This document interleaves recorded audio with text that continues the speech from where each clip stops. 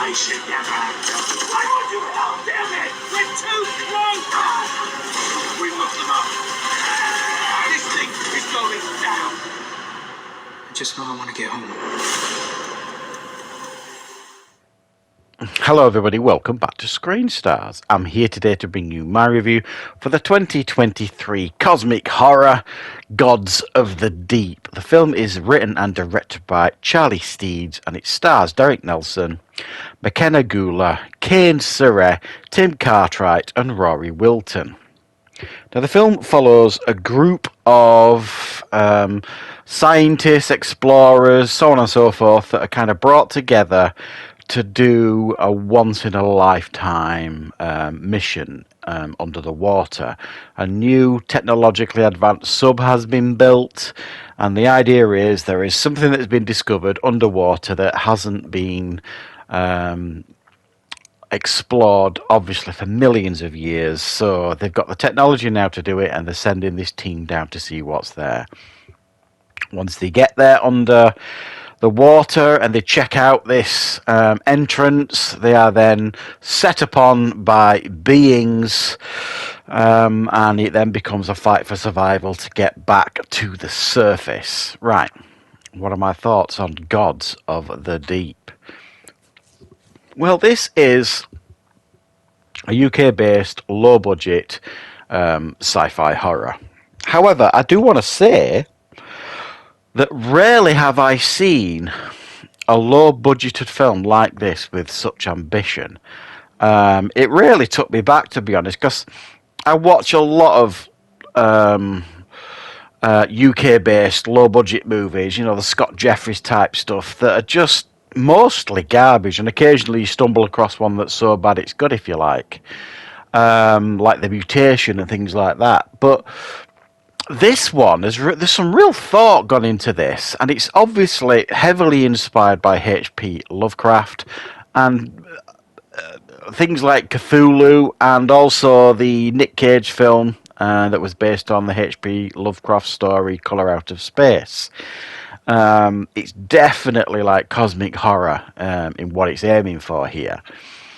But also, it's got elements in this film of like that you've seen before in like underwater horrors. You know, you've got things like Leviathan, and it even kind of borrows heavily right at the end from things like Alien and stuff like that. And there's a few bits of The Abyss thrown in for good measure.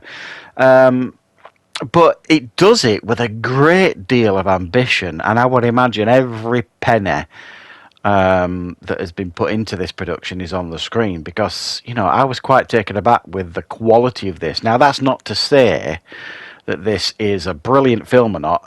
There are many, many times in this film where the budgetary constraints are very, very evident. And it kind of becomes, I mean, for example, as I mentioned, you know, the real structure of this film is them going down, you know, the meet up and greet at the beginning where they all get together and then they head down in this sub to this ancient entrance.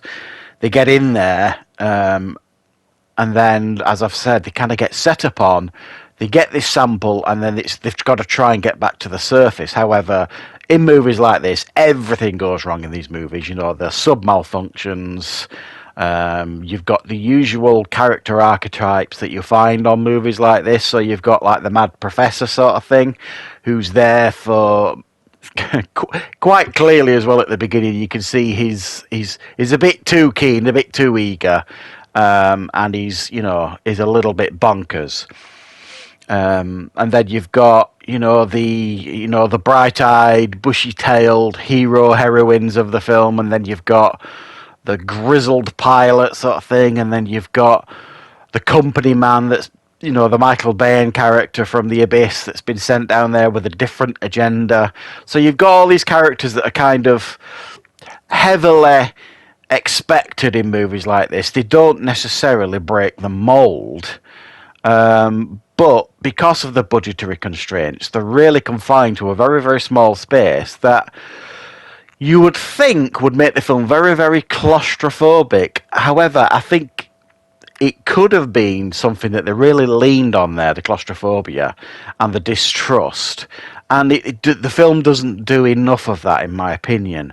I think if it had have lent heavily into, like, the Thing territory, or and real claustrophobia and distrust with the whole crew, and I think they would have it would have really elevated the film. As it is, what we get is a small space due to the budgetary constraints, and we're in that space, if you like, far too long. And it's just a case of, oh well, this is malfunctioning here, this is breaking down there. Don't mess with that sample because bad things will happen. Oh, you've messed with that sample. That wasn't very clever, was it? And then it's kind of that for the kind of pretty much the rest of the film. Now, this isn't what you would describe as a traditional creature feature. If there was a little beastie running around down there, kind of after them, it might have, brought a different element. It would have been wholly unoriginal, and we've seen it all before. But as it happens, it doesn't. The horrors that they face down there is something a little bit more nuanced. So it's one of those where you kind of wish at times it was like a traditional underwater creature feature, but its ambitions, if you like, doesn't allow it to be that. It's fighting very hard to not be that, but the budget holds it back from becoming the vision that it actually wants to be. I thought the performances here actually were overall pretty decent. I didn't have a problem with any of them, and a couple of the actors that I've seen in this, I've seen in other things, and they've been fairly terrible. So yeah, the material was taken seriously here. I thought the effects, for the most part, were of a really quite strong standard. And in particular, this main creature that you see on the poster, that image that you see on the poster, normally on posters like this, you just think, yeah, that's bollocks, that's not happening in the film. But in actual fact, it's very, very close to what you actually see in the film. And I must admit, I was impressed with that element of the film. So I'm kind of, this really is probably a 5 out of 10, but I'm giving it a 6 because of the ambition.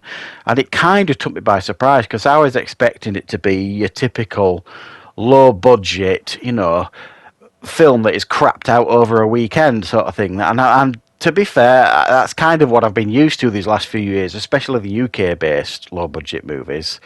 And no, there's some real effort's gone into this, and I think this is, worthy of a watch just for the ambition that it shows.